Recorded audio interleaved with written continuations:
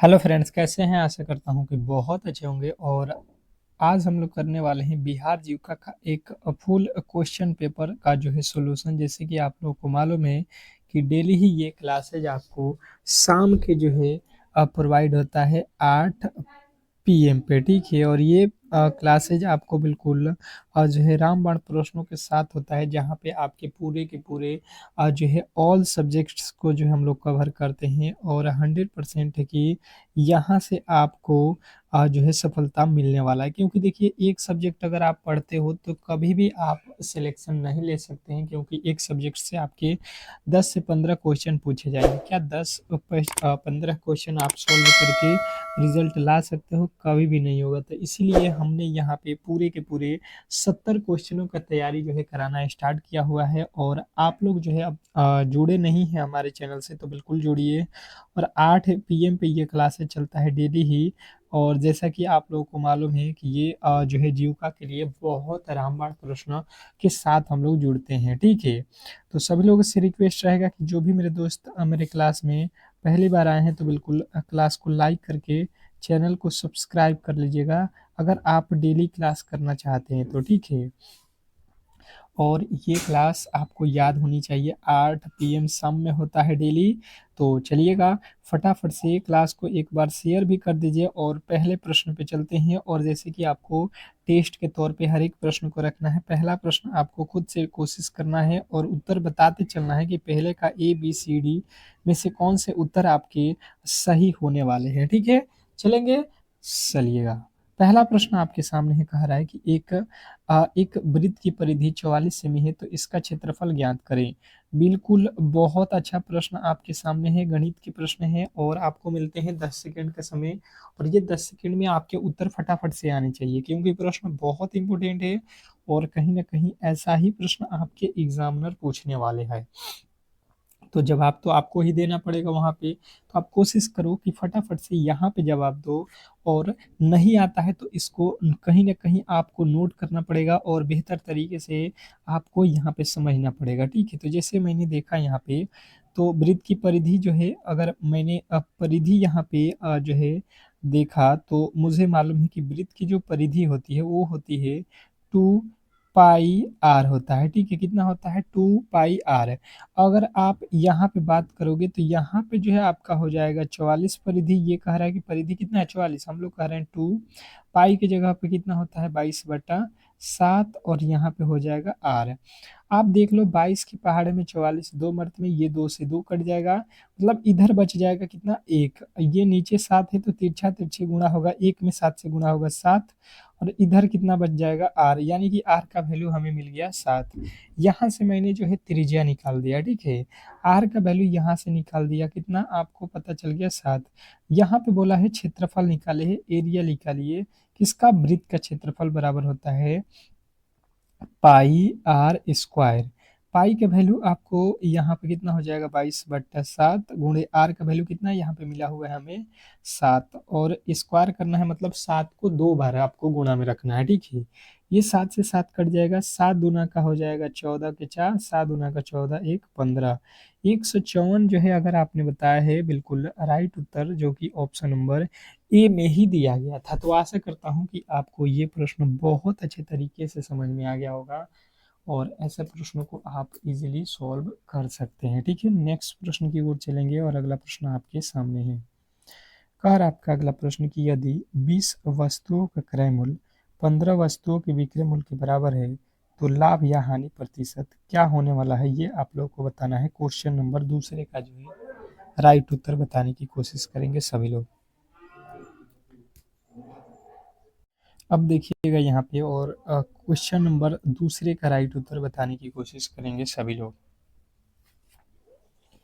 Question number 2, इसको जो है किस तरीके से सॉल्व करते हैं, आइए यहाँ पे बेहतरीन तरीके से समझ लेते हैं। कह रहा है कि यदि 200 वस्तुओं का क्रय मूल्य, तो सबसे पहले आपको लिखना पड़ेगा कि 20 वस्तुओं का क्रय मूल्य को लिख देता हूँ मैं CP से। CP मतलब कॉस्ट प्राइस। ये कह रहा है बराबर है किसके? तो 15 वस्तुओं के जो है जो है बिक्री मूल्य के, मतलब एसपी के, ठीक है, सेलिंग प्राइस के। तो कह रहा है इसमें जो है लाभ हुआ या हानि हुआ, ये आपको बताना है। तो सबसे पहले आपको यहाँ पे अनुपात निकालना पड़ेगा। अगर सीपी का कोई बात पूछे तो आपको बताना है कि 15 वस्तु है, ठीक है, और एसपी का वैल्यू कितना है, तो आपको बताना है यहाँ पे 20 है। मतलब यहाँ पे अनुपात मिल गया। आप यहाँ पे कीने हो कितने के, 15 के बेच रहे हो 20 के, तो क्या होगा, यहाँ से आपको फायदा होगा या घाटा। आप कहोगे कि 15 में अगर कोई सामान कीन रहे हैं, अगर 20 में बेच रहे हैं, तो हमें हमेशा ही क्या हो जाएगा, यहाँ पे लाभ होगा। कितने का लाभ होगा, तो अगर 15 में कीन के 20 में बेचेंगे तो यहाँ पे हमें 5 का लाभ होगा। कितने पर, 15 पे, और गुणा कर देंगे 100 से, ठीक है। तो ये 5 के पहाड़े में 3 मर्त में 3 में जो है 100 से भाग दे दीजिए, कितना हो जाएगा, तो 33.1/3%। ऑप्शन नंबर आपके बी जो है बिल्कुल 100% सही उत्तर होगा। इसमें किसी तरीके के डाउट नहीं होना चाहिए। नेक्स्ट प्रश्न की ओर चलेंगे, और अगला प्रश्न आपके सामने है। बताने की कोशिश करेंगे सभी लोग कि जो है इस प्रश्न के राइट उत्तर क्या होने वाला है। अगला प्रश्न देखिए, कह रहा है कि एक निश्चित राशि 5% वार्षिक ब्याज की दर से 4 वर्षों में 600 रुपया हो जाती है, तो मूल राशि ज्ञात करना है आप लोगों को। 10 सेकेंड का समय रहेगा आप लोगों के पास, और ये प्रश्न आपके लिए बहुत महत्वपूर्ण है। बताएंगे सभी लोग। 10 सेकेंड जो है आप लोग के है पास समय। इस प्रश्न को सॉल्व करने के लिए आप इतनी देर में सॉल्व कर सकते हैं, क्योंकि प्रश्न काफ़ी ज़्यादा महत्वपूर्ण है। साधारण ब्याज से तो हमेशा ही एक प्रश्न आपको हर एक शिफ्ट में देगा, ठीक है। चक्रवृद्धि ब्याज, साधारण ब्याज, बिल्कुल आपको फॉर्मूला भी मैंने बताया था। तो देखिए, साधारण ब्याज यानी कि एसआई बराबर क्या होता है, मूलधन गुणे समय गुणे दर बट्टा में आपका 100। यही तो फॉर्मूला आपको मैंने बताया था। यहाँ पे जो है ब्याज नहीं दिया है, ठीक है, और 600 रुपया कह रहा है कि हो जाता है मतलब मूलधन प्लस ब्याज दिया है, ठीक है। तो अब कह रहा है कि यहाँ पे जो है मूल राशि ज्ञात करना, मतलब पी हमको ज्ञात करना है, और यहाँ पे क्या है, निश्चित राशि। तो हमें क्या करना पड़ेगा कि ये 600 में से मूलधन का घटा देंगे। ये 600 रुपया क्या है, मूलधन और प्लस में ब्याज दोनों ही है। तो हम क्या करेंगे, 600 में से हम लोग क्या करेंगे, मूलधन को घटा देंगे, तो ये हमारा हो जाएगा ऐसा ही। और पी यहाँ पे मुझे नहीं मालूम है टी कितना है, तो आप कहोगे टी जो है आपका 4% है, और दर कितना है 5%, और बटा में 100 हो जाएगा। 25, 5 के पहाड़ में 20 25 100, 4 के पहाड़ में 5 तिरछा, ये 5 से इधर गुणा हो जाएगा, तो 6 5 30, यानी कि 3000 हो गया, माइनस का 5 पी बराबर इधर कितना है, ये केवल आपका इधर क्या है, पी है। अब देखो 5 पी इधर आके ये प्लस में हो जाएगा 5 पी, तो 5 पी और 1 पी कितना पे हो जाएगा, 6 पी। 6 पी बराबर इधर कितना हो जाएगा, 30। कितना है, 3000 है, तो 3000 बटा में कर देना। ये पी का वैल्यू चाहिए, तो 6 कट जाएगा, तो 6 5 30, कितना हो जाएगा, 500 रुपया जो है आप लोगों का राइट उत्तर हो जाएगा। ऑप्शन नंबर ए जो है आपका बिल्कुल 100% सही उत्तर है। इसमें किसी तरीके के डाउट नहीं होना चाहिए। नेक्स्ट प्रश्न की ओर चलेंगे, और अगला प्रश्न आपके सामने पूछा गया है कि एक व्यक्ति 60 किलोमीटर प्रति घंटा, यहाँ पे देखिएगा आप जो है बताने की कोशिश कीजिएगा कि 60 किलोमीटर प्रति घंटे की गति से 300 किलोमीटर की दूरी तय करता है। वापस आते समय जो है उसी गति को 40 किलोमीटर प्रति घंटे की गति से, तो औसत गति बताना है, ठीक है। अगर इस टाइप के प्रश्न आए कि मतलब अगर हम यहाँ से कहीं पे जा रहे हैं, ठीक है, तो जा रहे हैं कितने की स्पीड से, 60 किलोमीटर प्रति घंटे की स्पीड से, और फिर यहाँ जब पहुँचे हैं तो फिर यहाँ से हम अपने वापस आ रहे हैं कितने, 40 किलोमीटर प्रति घंटे की स्पीड से, और टोटल दूरी कितना दिया है, 300। तो यहाँ पे हम लोगों से पूछा जा रहा है कि इसकी औसत जो है दूरी आप लोगों को क्या होने वाला है। तो इसका फॉर्मूला हमने बताया था, औसत एवरेज बराबर क्या, तो 2ab बटा a प्लस बी। यही प्रश्न तो बताया था, 2 गुणे ए का वैल्यू कितना था, ए मतलब आने की चाल कितना, आने जाने की चाल 60, और फिर आने की चाल कितना है, 40। आने जाने की चाल को बोलते हैं पहला चाल और दूसरा चाल। अब फिर ए और बी का जोड़ देना है वैल्यू, मतलब ए का वैल्यू कितना दिया है, 60, और प्लस में 40 आपको जोड़ देना है। तो अब जो है यहाँ पे देखिए आप, ऊपर कितना है, 2 गुणे 60 गुणे 40 लिखा हुआ है, और बटा में कितना हो जाएगा, तो 20 और जो है 60 और कितना 40, कितना हो जाएगा 100। यहाँ से एक जीरो से एक जीरो, एक जीरो से एक जीरो कट जाएगा, ये देख लो कितना 6 दूना 12, 12 चौका 48 जो है आप लोगों को बताना है, जो कि ऑप्शन नंबर ए में दिया गया है। और आशा करता हूँ कि आप इस प्रश्न को बिल्कुल सिंपल तरीके से समझ गए होंगे और आप ऐसे प्रश्नों में कभी भी गलती नहीं करेंगे। ये 300 का कोई भी लेना देना नहीं है, क्योंकि हम लोग सेम डायरेक्शन में गए हैं उतने ही दूर पे, और फिर उतने दूर अपने घर आएंगे, तो दूरी का कोई भी मैटर यहाँ पे नहीं करेगा। अगर आप एक ही दूरी पे जाते हो आते हो तो वहाँ पे ये काम नहीं करता है। सीधा फार्मूला लगा देंगे। कह रहा है कि ए किसी कार्य को 10 दिनों में कर सकता है, बी 15 दिनों में कर सकता है। यदि वे दोनों एक साथ 2 दिन कार्य करते हैं, फिर जो है बी कार्य छोड़ देता है, तो शेष कार्य को ए अकेले कितने दिनों में करेगा। वेरी वेरी इंपॉर्टेंट प्रश्न है, कहीं ना कहीं आपको ऐसे प्रश्न तंग करेंगे। ठीक है, तो सिंपल तरीके से इसको हम लोग किस तरीके से सॉल्व करेंगे, आइए बिल्कुल फटाफट से हम लोग देख लेते हैं। ठीक है, अब देखिए यहाँ पे जो है आप लोगों को क्या करना है, ए जो है आप लोगों को लिखना है 10 दिन में और बी जो है आपको लिखना है 15 दिन में। हो गया, इन दोनों का जो है आपको एलसीएम निकालना है, तो ये हो जाएगा 30। और अब जो है आपको 10 से भाग देना है 30 में, तो 10 तिया 30, 15 से भाग देना है 30 में, 15 दूना का 30। ये अगर आपसे कोई पूछता है कि ए और बी मिलकर एक दिन में कितने काम करेंगे, तो देखो ए काम कर रहा है 3 और बी काम कर रहा है 2, तो 2 3 कितना हो जाएगा, आप कहोगे 5 कार्य हो जाएगा यहाँ पे। ठीक है, टोटल काम एक दिन में ए और बी मिला के कितने करेंगे, 5। इसने बोला है कि ये टोटल जो है दोनों मिलकर 2 दिन काम करते हैं, तो अगर ये 2 दिन काम करेंगे दोनों, तो 5 दूना का 10 काम हो जाएगा। टोटल काम यहाँ पे 30 है, 30 में से 10 काम निकल जाएगा, तो बचा हुआ काम जो है, अब बचा हुआ कितना काम है, 20 बचा हुआ काम का है। तो बी तो कार्य को छोड़ दे रहा है, मतलब बी कौन है, तो ये वाला काम छोड़ दे रहा है। कौन करेगा अब, ए कितना काम जो है एक दिन में करता है 3, तो 3 से 20 में भाग दे, तो 3 छक्का 18, 2/3, यानी कि 6 पूर्णांक 2/3 अगर आपने बताया है ऑप्शन नंबर बी, तो बिल्कुल 100% सही उत्तर है, इसमें किसी तरीके के डाउट नहीं होना चाहिए। ठीक है, नेक्स्ट प्रश्न की ओर चलेंगे और अगला प्रश्न आपके सामने है। कह रहा है कि एक दुकानदार 15% की छूट देने के बाद 20% का लाभ कमाता है। यदि क्रय मूल्य जो है 340 है, तो अंकित मूल्य आपको बताना है। क्वेश्चन नंबर 6 का जो है राइट उत्तर बताने की कोशिश करेंगे सभी लोग। क्वेश्चन नंबर 6 का जो है राइट उत्तर बताने की कोशिश करेंगे सभी लोग कि जो है इस प्रश्न का राइट उत्तर क्या होने वाला है, क्योंकि प्रश्न बहुत इंपॉर्टेंट है। चलिएगा, अब देख लेते हैं यहाँ पे एक दुकानदार जो है 8% का 15% का छोड़ देता है और 20% का लाभ कमाता है। यदि क्रय मूल्य मतलब सीपी जो है, अगर आपने उस वस्तु को कीना हुआ है कितना, 140 रुपये में। ठीक है, तो अगर आप इस पे लाभ कमाना चाहते हो, तो इसमें क्या होगा, आपको इसको अधिक में बेचना पड़ेगा। कितना अधिक, तो 20% का लाभ कमाना है, यानी कि अगर आप 100 का सामान किने हो तो 120 में बेचोगे।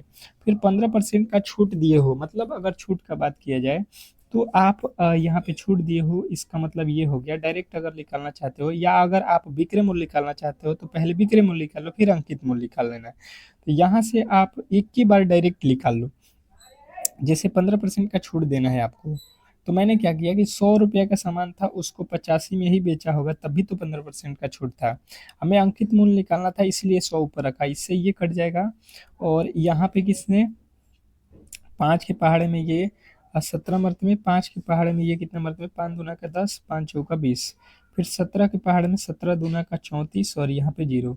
अब यहाँ पे 24 दूना का कितना हो जाएगा, 48। 480 रुपया जो है आपके बिल्कुल राइट उत्तर हो जाएगा इसका अंकित मूल्य। ठीक है, 480 रुपया इसका अंकित मूल्य अगर आपने बताया है, तो 100% सही उत्तर है, इसमें किसी तरीके के डाउट नहीं होना चाहिए। नेक्स्ट प्रश्न देखिए, कह रहा है कि एक जो है संख्या का 40% का 20% का 120 है, तो वह संख्या ज्ञात करें। अब ये प्रश्न तो आपको बिल्कुल सरल तरीके से यहाँ पे बनाना ही होगा 10 सेकंड के अंदर। देखते हैं कौन कौन सॉल्व कर लेता है। तो जैसे अगर आप देखोगे तो वह संख्या आपको नहीं मालूम है, तो मान लेना x, इसका 40% आपको निकालना है, यानी 40/100। फिर का मतलब होता है गुणा, फिर 25% निकालना है, यानी 25/100। अगर इतना करोगे तो ये हो जाएगा 120। कह रहा है कि 120 हो जाता है इतना करने के बाद। अब देख लो यहाँ पे, अब काटने जाओगे तो 25 के पहाड़ा में 25 चौका 100, ये एक जीरो से एक जीरो कट जाएगा, 4 के पहाड़ा में 4 कट जाएगा। इधर x बराबर ये जो है 10, 10 से गुणा हो जाएगा, तो यहाँ पे 120 है, इसमें एक और जीरो लग जाएगा, यानी 1200 जो है आपके बिल्कुल राइट उत्तर हो जाएगा ऑप्शन नंबर बी। अगर आपने बी को चुना है तो 100% सही उत्तर है, इसमें किसी तरीके के डाउट नहीं होना चाहिए। नेक्स्ट प्रश्न की ओर चलेंगे और अगला प्रश्न देखिए, कह रहा है यहाँ पे, क्या कह रहा है आठवां प्रश्न, कि 30 छात्रों की एक कक्षा का जो है औसत वजन 45 किग्रा है। यदि जो है शिक्षक का वजन भी शामिल कर लिया जाए तो औसत वजन 1 किग्रा बढ़ जाता है। तो शिक्षक का वजन जो है आप लोगों को बताना है। क्वेश्चन नंबर 8वें का जो है राइट उत्तर क्या होने वाला है। बहुत बेहतरीन, बहुत इंपॉर्टेंट प्रश्नों के साथ ये आप लोगों के सामने है। जैसे अगर आप यहाँ पे समझने की कोशिश करेंगे तो देखिए, यहाँ पे 30 छात्र हैं और औसत कितना है 45 है। तो आप क्या करना, 30 में 45 से गुणा कर देंगे तो टोटल जो है 307 छात्रों का योग हो जाएगा कितना, ये हो जाएगा 0, 3 5 15 के 5, 3 चौका 12, 1 13, यानी कि आ जाएगा 1350। अब देखिए यहाँ पे इसने बोला है कि भाई साहब, अब जो है एक टीचर आ गए, तो पहले 30 छात्र थे और एक टीचर आ जाएंगे तो 31 लोग हो जाएंगे, और औसत जो है कितना बढ़ जाएगा एक। पहले औसत कितना था यहाँ पे पढ़ो, 45 है, तो अब बढ़ जाएगा एक तो 46 हो जाएगा। अब 46 से गुणा कर लो, ये कितना हो जाएगा, आप गुणा कर लो, कहीं पे गुणा कर लो, 31 गुणा 46 करना है, कितना हो जाएगा, 6 कम 6 छत्री 18, 4 कम 4 4 तिया 12। आप जोड़ लो, कितना हो जाएगा, 6 8 4 12 के 2, 3 1 4 और 1 1400। अब इसमें से माइनस कर लोगे, ये 30 लोग थे, ये 31 लोग हैं, तो 30 में से एक लोग माइनस करोगे, ये टीचर का वजन हो जाएगा कितना, तो ये 50, 50 और 26, 50 और 26 कितना होता है 76 के लिए कीजिए के जो है आपके यहाँ पे टीचर हैं। बिल्कुल, यहाँ पे तो ये टोटल क्या है, स्टूडेंट है, और ये जो है टीचर और स्टूडेंट दोनों हैं, तो स्टूडेंट वाला वैल्यू घटा देंगे तो केवल टीचर वाला नहीं निकल जाएगा। बिल्कुल शिक्षक का ही वजन पूछा गया था। नेक्स्ट प्रश्न देखिए, लिखा हुआ है कि ए और बी का जो है अनुपात यहाँ पे दिया गया है, तो आप यहाँ पे अच्छे तरीके से पहले लिख लेंगे तो कभी भी प्रश्न गलती नहीं होगा। ये कह रहा है 5 है और ये कह रहा है 6 है, ठीक है, कोई दिक्कत नहीं है। बी अनुपात सी दिया है कितना, तो बी के नीचे देखिए, बी अनुपात सी दिया है तो बी के नीचे 3 लिखेंगे और सी के जगह पे 4 लिखेंगे, ठीक है। अब देखिए, जब यहाँ पे वैल्यू इसके आगे नहीं दिया है तो आपको यही वाला सेम टू सेम वैल्यू यहाँ पे लिखना पड़ेगा। देखो, इसके आगे इधर नहीं दिया है तो यहाँ पे सेम के सेम 3 ही लिखना पड़ेगा, ये तो आपको मैंने बताया हुआ है, ठीक है। अब यहाँ पे आप इसको क्या करो, गुणा कर दो, 3 5 15 हो जाएगा, और यहाँ पे आपका 3 छक्के 18 हो जाएगा, और ये 3 8 6 चौका 24 हो जाएगा। ये 3 के पहाड़े में कितने मर्त में आता है, 5 मर्त में, अनुपात में 3 के पहाड़े में 6 मर्त में, और 3 के पहाड़े में 8 मर्त में, यानी 5:6:8। 5 6 8 अगर आपने बताया है, जो कि ऑप्शन नंबर ए में दिया गया है, तो बिल्कुल 100% सही उत्तर है, इसमें किसी तरीके के डाउट नहीं होना चाहिए। नेक्स्ट प्रश्न की ओर चलेंगे और अगला प्रश्न कह रहा है कि 500 रुपये पर 8% वार्षिक ब्याज की दर से 2 वर्षों में साधारण ब्याज और चक्रवृद्धि ब्याज का अंतर क्या होने वाला है। देखिए, मैंने एक दिन आप लोगों को बताया था कि अंतर चक्रवृद्धि ब्याज और साधारण ब्याज का अंतर होता है, फॉर्मूला क्या, P/R/100 गुणे R/100। क्या ये आप लोगों को मैंने कराया था, कहिएगा बिल्कुल। आप लोग जो है याद रखे होंगे, कहीं ना कहीं नोट्स बनाए होंगे, ठीक है। पी मतलब होता है मूलधन कितना है, 5000 रुपया है, और इसके जो है आपको क्या करना है, 8% करना है, 8/100 गुणे 8/100। 2 बार क्यों लिखा, क्योंकि 2 साल का है। अगर 3 साल का होता तो 3 बार नहीं लिखते हैं, ये केवल 2 साल का ही फॉर्मूला होता है, और आपके एग्जाम में ज्यादातर 2 साल का ही पूछता है, 3 साल वाला नहीं पूछता है। ये 2 जीरो से 2 जीरो कट गया, और यहाँ पे 1 जीरो से 1 जीरो कट गया। ये 5 के पहाड़े में 2 मर्त में, ये 2 के पहाड़े में ये 4 मर्त में, तो 8 चौका 32 जो है आपका राइट उत्तर हो जाएगा, जो कि ऑप्शन नंबर बी में दिया गया है। अगर 3 साल का पूछता तो यहाँ पे आपको क्या करना पड़ेगा, 300 प्लस में आर और बट्टा में 100 कर देंगे, तो ये 3 साल का फॉर्मूला हो जाएगा, ठीक है। ये भी आपको मैंने बता दिया। नेक्स्ट प्रश्न देखिए, कह रहा है कि एक संख्या को 30% बढ़ाया जाता है, फिर से जो है 20% घटाया जाता है, तो संख्या में कुल कितना परिवर्तन होगा ये आप लोगों को बताना है। अब जो है मजेदार प्रश्न है आप लोगों के सामने, और इसके फटाफट से राइट आने चाहिए उत्तर। फटाफट से राइट उत्तर बताने की कोशिश करेंगे सभी लोग। जैसे मुझे पता चला, तो मैंने क्या किया कि यहाँ पे टोटल संख्या मैंने मान लिया 100। 100 से मैंने क्या किया, इसने बोला 30% बढ़ा दो, तो 30% बढ़ाएंगे तो ये हो जाएगा 130। 100 से यहाँ पे 30% बढ़ा दिया 130, फिर कह रहा है 20% घटा दो, तो ये नहीं कि यहाँ से डायरेक्ट 20% घटा देना है। 100 का कोई भी परसेंटेज निकालोगे तो उतना ही होता है। 100 का 10% 10 होगा, 100 का 50% 50 होगा, 100 का 1% 1 होगा। लेकिन 130 का अगर 20% निकालोगे तो यहाँ पे देख लो कितना आ रहा है, आप निकाल लो। 1 0 से 1 0, 1 0 से 13 दूना का कितना हो जाएगा, 26 हो रहा है। यानी कि यहाँ से 26 माइनस करोगे तो ये हो जाएगा कितना, 104। मतलब अब देखोगे, पहले था 100, अब हो गया 104। क्या बढ़ा हुआ है वैल्यू या घटा हुआ है? बढ़ा है तो हम लिखेंगे प्लस में, यानी कि वृद्धि हुआ है। 4% का वृद्धि हुआ है, आप कहोगे ऑप्शन नंबर ए। अगर कमी होता, 100 से कम होता, तो हम लिखते जो है कमी। ठीक है, नेक्स्ट प्रश्न, अगला प्रश्न कह रहा है कि एक जो है 150 मीटर लंबी रेलगाड़ी खंभे को 10 सेकंड में पार करती है, तो रेलगाड़ी की गति जो है आप लोगों को बतानी है। बताने की कोशिश करेंगे सभी लोग कि इस प्रश्न का जो है राइट उत्तर क्या होने वाला है। फटाफट से आपके जवाब आने चाहिए। तो देखिए यहाँ पे जो है आप लोगों को क्या निकालना है, गति, यानी कि जो है आपका स्पीड। तो स्पीड स्पीड बराबर क्या होता है, जो है डिस्टेंस बटा में जो है आपका टाइम। तो डिस्टेंस कितना है, आपको जाना है 250 मीटर लंबा ट्रेन है, तो 250 मीटर ही पूरा पार करेगा ना। खंभा जो है यहाँ पे अगर खाड़ है तो पूरा का पूरा ट्रेन यहाँ से जा रहा है, तो पूरा ट्रेन का ही दूरी पार होगा। और समय कितना लग रहा है, 10। यहाँ से काट दोगे तो 25 मीटर 25 जो है क्या है, मीटर प्रति सेकेंड अगर आपने बताया है ऑप्शन नंबर ए, तो बिल्कुल राइट उत्तर हो जाएगा। इसमें किसी तरीके के डाउट नहीं होना चाहिए। ठीक है, नेक्स्ट प्रश्न की ओर चलेंगे, और अगला प्रश्न देखिए कह रहा है 500 के जो है 10% का जो है 20% क्या होगा। 500 का पहले आपको 10%, फिर से जो है उसका 20% निकालना है, तो क्या आने वाला है ये आप लोगों को बताना है। बताने की कोशिश करेंगे, फटाफट से आपके लॉजिक यहाँ पे लगने चाहिए।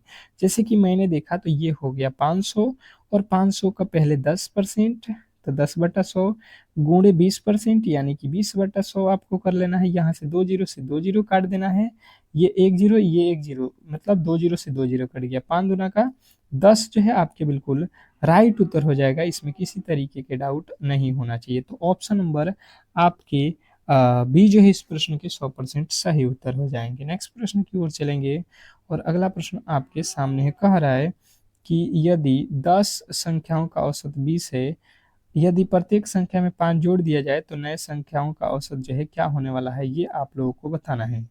वेरी वेरी इंपॉर्टेंट प्रश्न है, पर ये इसमें कुछ भी दम नहीं होने वाला है। ठीक है, जैसे अगर आप देखोगे तो 10 संख्या है, इसका औसत 20 है, अब एवरेज 20 है। ठीक है, कह रहा है कि प्रत्येक संख्या में 5 जोड़ दिया जाए, तो देखोगे जितना भी संख्या उसमें +5 जोड़ोगे तो कुल मिला के किस पे वो वैल्यू बढ़ेगा, तो औसत पे ही बढ़ेगा। तो यानी कि डायरेक्ट ही आप कहोगे कि 20 पहले औसत था, तो अब 5 बढ़ जाएगा, यानी कि 25 औसत हो जाएगा। इसमें तो कोई नया लॉजिक भी नहीं लगाना है यार। नेक्स्ट प्रश्न की ओर चलेंगे, और अगला प्रश्न देखिए, कह रहा है कि श्रृंखला को पूरा करें। अब जो है रीजनिंग के प्रश्न स्टार्ट हो चुके हैं, और रीजनिंग के प्रश्नों के जवाब आप लोगों के फटाफट से आने चाहिए। ठीक है, बिल्कुल बहुत बेहतरीन। सभी लोगों ने यहाँ पे क्लास को लाइक नहीं किया है, क्यों? क्लासेज आपको डेली नहीं करना है, डेली करना है तो यार थोड़ा सा सपोर्ट बनाओ मेरे दोस्त, तो ही तो बेहतर मज़ा आने वाला है क्लास के साथ। ठीक है, डेली ही जुड़ेंगे बेहतरीन जो है प्रश्नों के साथ। देखिए ये श्रृंखला दिया गया है, इसका जो है अगला पद अगर हमसे पूछता है तो हम क्या करेंगे, जैसे 1 लिखा है तो 1 होता है 1 का वर्ग, 8 होता है यहाँ पे 2 का क्यूब, मतलब यहाँ पे 1 का क्यूब भी करेंगे तो 1 ही आएगा, 1 का वर्ग करेंगे तो 1 ही आएगा। ठीक है, 27 होता है 3 का क्यूब, और 64 होता है 4 का क्यूब। मतलब 1 2 3 4 हो गया, मतलब लाइन से। तो 4 के बाद यहाँ पे किसका क्यूब होगा, 5 का। 5 का क्यूब कितना होता है, 125। और अगर आपने 125 को चुना है तो बिल्कुल राइट उत्तर है। नेक्स्ट प्रश्न की ओर चलेंगे, और अगला प्रश्न कह रहा है कि यदि रोज को जो है ये लिखा जाता है, तो ब्लू को जो है क्या लिखा जाएगा, ये आप लोगों को बताना है।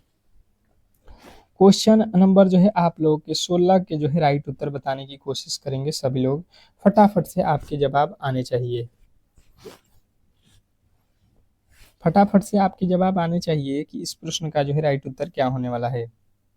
देखो ROSE लिखा हुआ है, इसका जो है वैल्यू क्या होगा, R से कितना लिखा है, T लिखा है, इसका लिखा है Q, इसका लिखा है U, इसका लिखा है G। अगर आप देखोगे तो R से T यानी कि R होता है 18 पे 2 जोड़ दिया है, O से Q लिखा है, यहाँ पे भी 2 जोड़ दिया है, S होता है 19 पे, U होता है 21 पे, यहाँ पे भी 2 जोड़ दिया है, यहाँ पे भी 2 जोड़ दिया है। देखो ई होता है 5 पे, जी होता है 7 पे, तो 5 से 7 2 ही तो जोड़ा गया है। आपको भी यहाँ पे 2 जोड़ना है, बी होता है 2 पे और 2 जोड़ोगे तो 4, 4 पे कौन सा अक्षर होता है, डी। एल होता है 12, 2 14, 14 पे कौन सा अक्षर होता है, एन। यानी कि ये गलत पी लिखा हुआ है। तो यू होता है 21 पे, 21 में 2 जोड़ोगे कितना हो जाएगा, यू होता है 21, 21 दो कितना होता है 23, कितना होता है 21 पे तो लिखा हुआ है 2 जोड़ना है ना, तो 23 हो जाएगा डब्लू। और यहाँ पे लिखा है ई के बाद 2 जोड़ोगे तो जी हो जाएगा। तो अंत में आपको यहाँ पे जी होना चाहिए। तो बिल्कुल आप कहोगे ऑप्शन नंबर ए जो है आपका बिल्कुल राइट उत्तर था। ठीक है, नेक्स्ट प्रश्न की ओर चलेंगे और अगला प्रश्न आपके सामने है। क्या कह रहा है कि निम्नलिखित में से असंगत शब्द को जो है चुनना है। क्या करना है, ओड ऑन आउट जो है करना है। क्वेश्चन नंबर 17वें नंबर प्रश्न के राइट उत्तर बताने की कोशिश करेंगे सभी लोग कि जो है इस प्रश्न का राइट उत्तर क्या होने वाला है। बहुत बेहतरीन प्रश्न है और बताने की कोशिश करेंगे कि इस प्रश्न के राइट उत्तर क्या होने वाला है। बहुत बेहतरीन, बहुत लाजवाब। ऑप्शन क्या है, मार्च, अप्रैल, मई, जुलाई। अगर आप देखोगे तो सभी ये क्या है, महीने के नाम है। क्या है, महीने के नाम है। ठीक है, पर महीने के नाम से तो हमें अलग जो है करना पड़ेगा ना। 4 ऑप्शन है तो 4 में से 3 तो एक जैसे होने चाहिए। ठीक है, 3 एक जैसे और एक अलग होना चाहिए। ठीक है, ये चारों में से, तो चारों में से अलग हमको पहचानना है। तो सबसे पहले हम देखेंगे कि मार्च कितने दिन का होता है, 31। मई कितने दिन का होता है, 31। जुलाई कितने दिन का होता है, 31।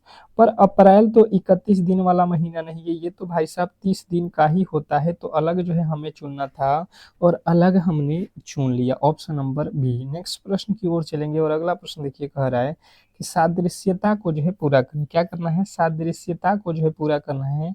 क्वेश्चन नंबर 18 के जो है राइट उत्तर बताने की कोशिश करेंगे सभी लोग कि इस प्रश्न का राइट उत्तर क्या होने वाला है।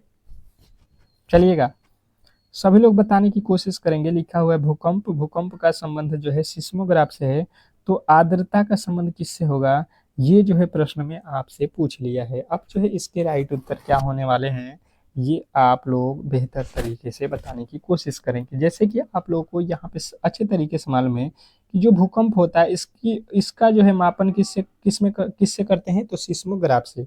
भूकंप को जो है किससे नापते हैं, मापते हैं, तो सिस्मोग्राफ से। तो आर्द्रता को जो है किससे नापेंगे, अगर ये प्रश्न आपसे पूछ देता है कि आर्द्रता को जो है किससे नापते हैं, तो आपको बताना है हाइग्रोमीटर से नापते हैं। ऑप्शन नंबर डी वाले आपके बिल्कुल 100% सही उत्तर है, इसमें किसी तरीके के डाउट नहीं होना चाहिए। बहुत बेहतरीन, बहुत लाजवाब। नेक्स्ट प्रश्न कह रहा है कि यदि 26 जनवरी 2025 को जो है रविवार है, तो 26 जनवरी 2026 को कौन सा दिन होगा। Question number 19, very very important प्रश्न है।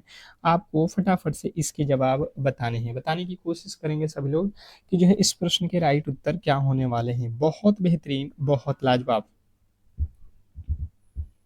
चलेंगे, सभी लोगों के जवाब आने चाहिए। तो जैसे मैंने देखा यहाँ पे कि सबसे पहले आपको यहाँ पे देखना है कि ये कौन सा जो है साल है। तो देखिए 2025 है, तो इसमें आपको 4 से भाग देना है। तो 4 से भाग जब दोगे तो पूरा पूरा भाग नहीं लगेगा, तो ये हो जाएगा साधारण जो है, क्या हो जाएगा, साधारण ईयर। ठीक है, साधारण साल हो जाएगा। ठीक है, यानी कि जो है ये होता है 365 दिन का। और लीप ईयर किसको बोलते हैं, जिसमें 4 से भाग लग जाए। जैसे 2024 हो जाएगा, 2020 हो जाएगा, जिसमें मतलब कि 4 से भाग लगता है, उसको बोलते हैं लीप ईयर, जिसमें जो है 366 दिन होते हैं। ठीक है, तो यहाँ पे अगर 366 दिन है तो इसमें आपको 2 दिन जोड़ना होता है और 65 होता है, यानी कि इसमें 1 दिन जोड़ना होता है। मतलब 1 दिन का मतलब हो गया कि यहाँ पे रविवार है ना, तो 1 दिन जोड़ दोगे तो रविवार के बाद से क्या आ जाएगा, सोमवार आपका बिल्कुल राइट उत्तर हो जाएगा, ऑप्शन नंबर ए। आशा करता हूँ कि आप बिल्कुल समझ गए होंगे। नेक्स्ट प्रश्न, अगला प्रश्न कह रहा है कि एक पंक्ति में ए बाएं से 10वां और बी बाएं से दाएं से जो है 20वां है, तो इनके बीच 5 व्यक्ति हैं, तो पंक्ति में टोटल जो है कितने व्यक्ति हैं, ये आप लोगों को बताना है। जैसे आप देखोगे बाएं से ए आया हुआ है यहाँ पे कितने नंबर पे, 10वें नंबर पे, और यहाँ से कह रहा है कि दाहिने से बी जो है आ रहा है कितने नंबर पे, बी यहाँ पे है तो 20वें नंबर पे है, और इनके बीच में टोटल जो है लोगों की संख्या कितना है, यहाँ पे टोटल जो है इनके बीच में लोग कितने हैं, तो यहाँ पे कह रहा है कि इनके बीच में 5 लोग हैं। तो अब आप बताओ कि कितने लोग जो है इस पंक्ति में है। तो आपको क्या करना है, सिंपल सा है कि 10 लोग दाहिने से हैं तो 10, फिर बीच में 5 और फिर इधर से अब बाएं से 20, तो इन सभी को जोड़ दोगे तो कितना हो जाएगा, 35 लोग इस पंक्ति में टोटल के टोटल हो जाएंगे। इसमें तो कोई लॉजिक भी नहीं था।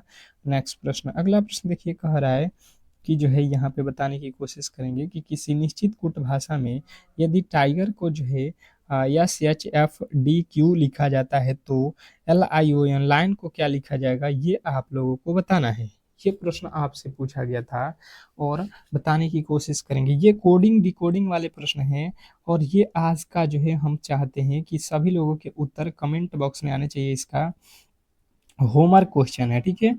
होमवर्क में सभी लोग इसको करके और जो है कमेंट बॉक्स में बताएंगे, और क्लास को यहीं पे हम लोग समाप्त करेंगे। अगर आपको ये क्लास अच्छा लगा हो तो प्लीज़ जो है आप लोगों से रिक्वेस्ट है कि वीडियो को लाइक करेंगे और चैनल को सब्सक्राइब कर लेंगे, ठीक है, ताकि इस तरीके के क्लास आपको डेली हम प्रोवाइड करते रहेंगे। मिलते हैं नेक्स्ट वीडियो में, तब तक के लिए धन्यवाद।